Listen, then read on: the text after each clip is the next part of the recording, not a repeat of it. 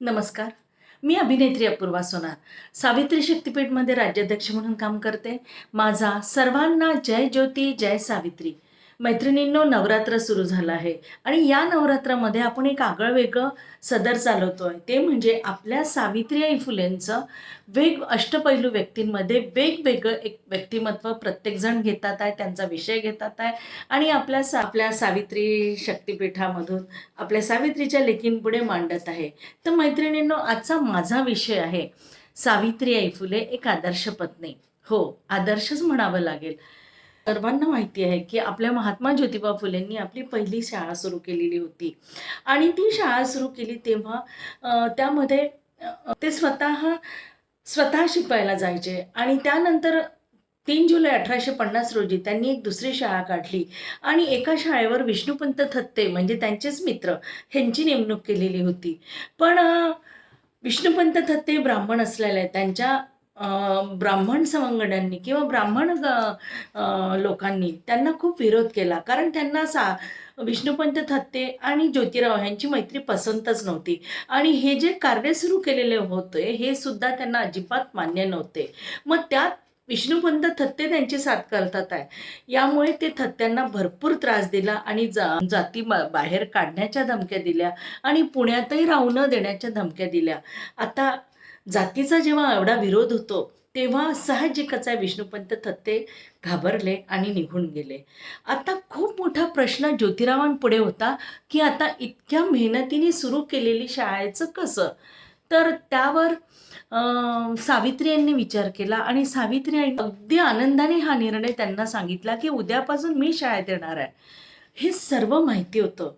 मैत्रिणींनो, तो काळ कसा होता, तो काळ म्हणजे अगदी चूल आणि मूल इतक्या पुरतीच मर्यादित असणारी स्त्री होती. म्हणजे जिला कुठलं स्वातंत्र्य नव्हतं, स्त्री पुरुष समानता अजिबात नव्हती, स्त्रियांना कुठलेही हक्क नव्हते. पण अशा काळामध्ये इतका धाडसी निर्णय सावित्री यांनी घेतला आणि तेवढ्या धाडसीने त्यांनी ज्योतिरावांना सांगितलं. हे त्यांना पूर्ण माहिती होतं. आज मी हा निर्णय घेते तर उद्यापासून माझं जीवन कसं असेल, मला कुठल्या कुठल्या समस्यांना पुढे जावं लागणार, या सगळ्या गोष्टीची त्यांना कल्पना होती. पण पण आपला पती त्यांना साथ देण्याचं धाडस त्यांनी जे केलं किंवा कुठलंही कार्य करताना ते त्यांच्या खांद्याला खांद्या लावून जे कार्य केलं हे अतिशय महत्त्वाचं आहे. आणि त्यांनी कुठल्याही गोष्टींना ज्योतिरावांना सांगितलं की मी घाबरणार नाही आणि मला तुमच्यासोबत या कार्यात सहभागी व्हायचं आहे.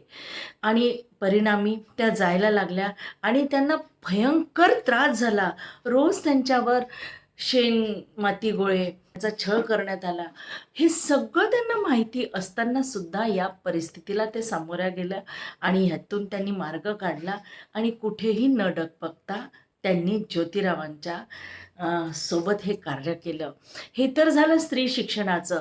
असं प्रत्येक कार्य ज्योतिरावांनी ज्या ज्या क्रांती केल्या आणि ज्योतिरावांची प्रत्येक गोष्ट ही प्रवाहाच्या विरुद्ध होती, त्यामुळे प्रत्येक गोष्टीला त्यांना त्रास झाला.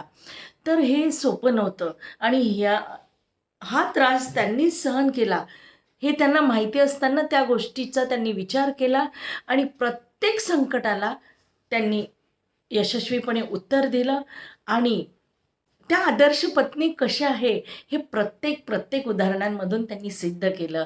म्हणजे हे ज्योतिराव फुले हे पुरुष असून काही प्रसंगांना त्यांना सामोरं जावं लागेल, पण तरी ते पुरुष असताना पुरुषांमध्ये आणि स्त्रियांमध्ये हा भरपूर फरक असतो.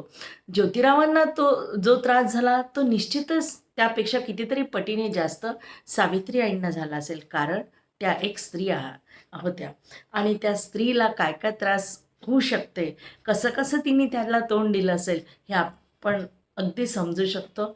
आणि म्हणूनच मी सांगू इच्छिते की खरोखर सावित्री आई ह्या अगदी आदर्श पत्नी म्हणून त्यांनी आयुष्यभर महात्मा ज्योतिराव फुले यांच्यासोबत कार्य केलं आणि म्हणूनच त्यांनी तो सन्मान पटकावला आदर्श पत्नीचा.